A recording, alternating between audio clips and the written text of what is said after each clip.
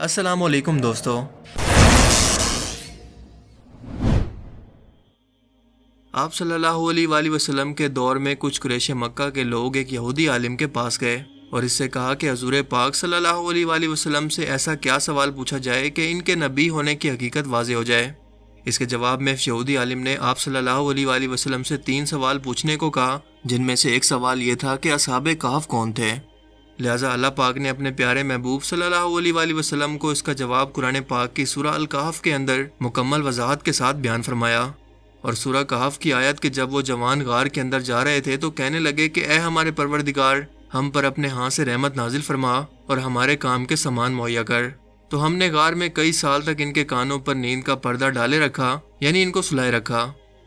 دوستو، یہ اصحاب کہف تھے جنہوں نے اپنا ایمان بچانے کے لیے اس وقت کے ظالم بادشاہ کے شر سے بچ کر شہر سے باہر ایک غار کے اندر پناہ لے لی اور 300 سال تک اس غار کے اندر سوتے رہے۔ اور اللہ تعالیٰ نے انہیں آنے والے لوگوں کے لیے اپنی نشانی بنا دیا کہ جو میری ذات پر بھروسہ کر کے حق کے راستے میں نکلتا ہے، ہم نہ صرف اس کی حفاظت کرتے ہیں بلکہ اس کے لیے اپنے راستے بھی کھول دیتے ہیں۔ اسے دنیا کے لیے نشانی بناتے ہیں کہ بنا کسی اسباب کی موجودگی کے اگر ساری دنیا بھی آپ کے خلاف کیوں نہ ہو جائے، اگر اللہ تعالیٰ کی ذات آپ کے ساتھ ہے تو آپ کو دنیا کی کوئی بھی چیز نقصان نہیں پہنچا سکتی۔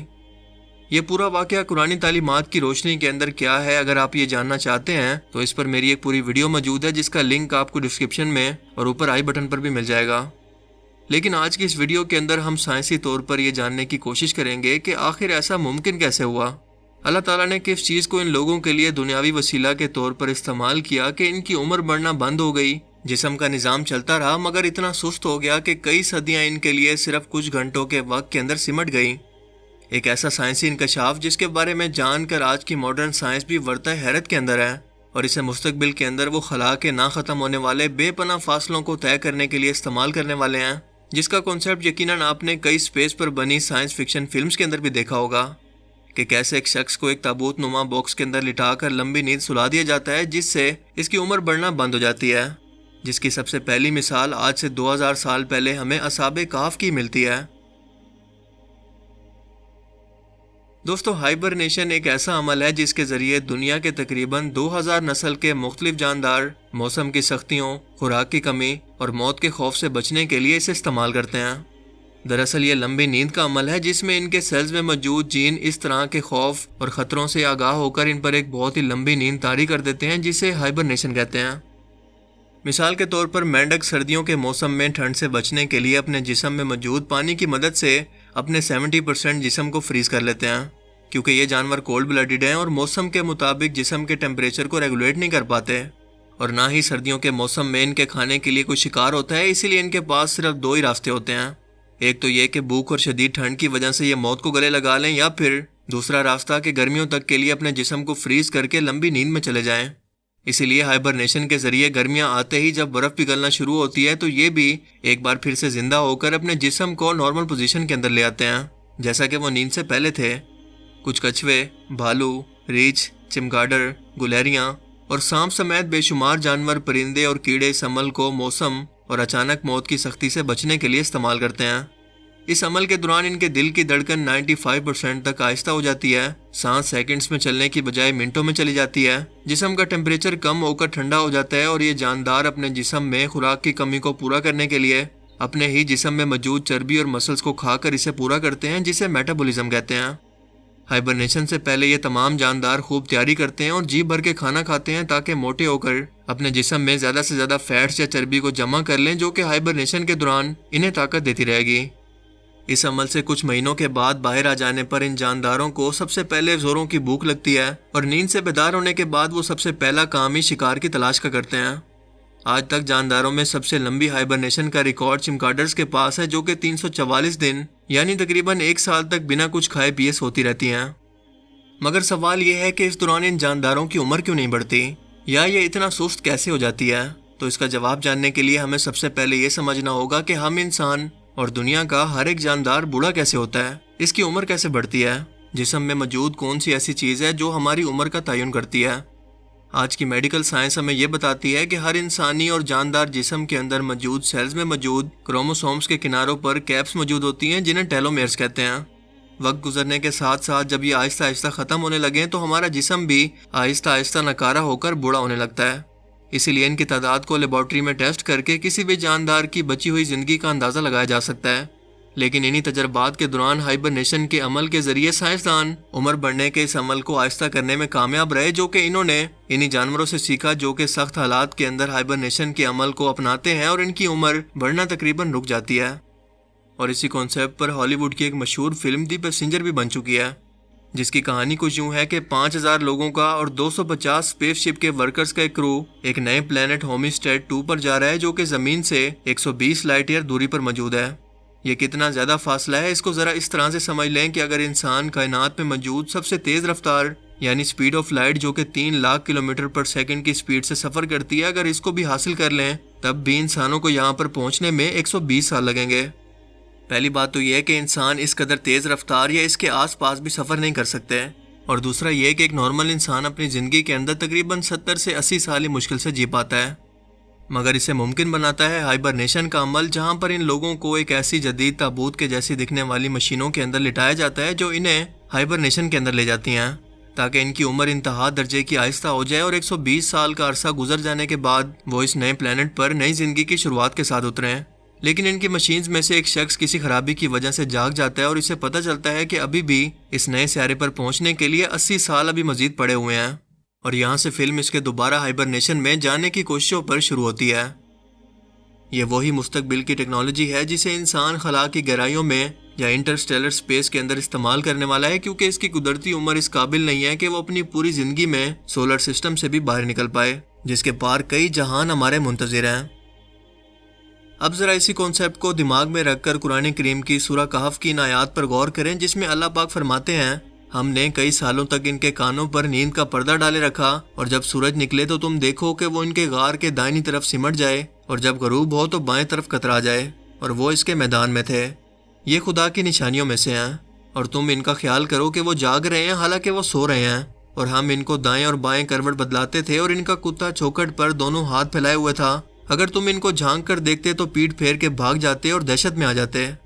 اور اس طرح سے ہم نے انہیں اٹھایا تاکہ آپس کے اندر ایک دوسرے سے دریافت کریں۔ ایک کہنے والے نے کہا کہ تم یہاں پر کتنی مدت رہے ہو؟ انہوں نے کہا کہ 1 دن یا اس سے بھی کم۔ انہوں نے کہا کہ جتنی بھی مدت تم رہے ہو تمہارا پروردگار اس کو خوب جانتا ہے، تو اپنے میں سے کسی کو یہ پیسہ دے کر شہر بھیجو تاکہ وہ ہمارے لیے نفیس اور توانائی سے بھرپور کھانا لے کر آئے اور ہمارا حال کسی کو نہ بتائے۔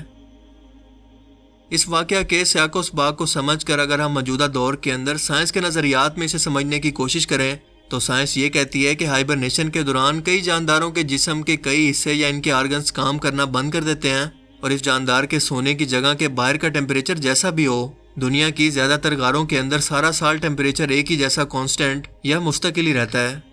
اصحاب کہف کا بھی پہلا قدم یہ غار تھا، اور اس کے بعد ان کا سو جانا اور قرآن کا ہمیں یہ بتانا کہ ان کے کانوں پر نیند کا پردہ ڈال دیا گیا ہمیں دراصل یہ بتاتا ہے کہ ہمارے اندرونی کان کا وہ حصہ جو ایک غیر معمولی آواز پر بھی اچانک سے چونک کر دماغ کو سگنل بھیجتا ہے اور ہمارا دماغ ہمیں نیند سے جگا دیتا ہے، اس بات کی طرف اشارہ ہے کہ وہ اصحاب کہف کے لیے مکمل طور پر سسپینڈڈ یا رک چکا تھا،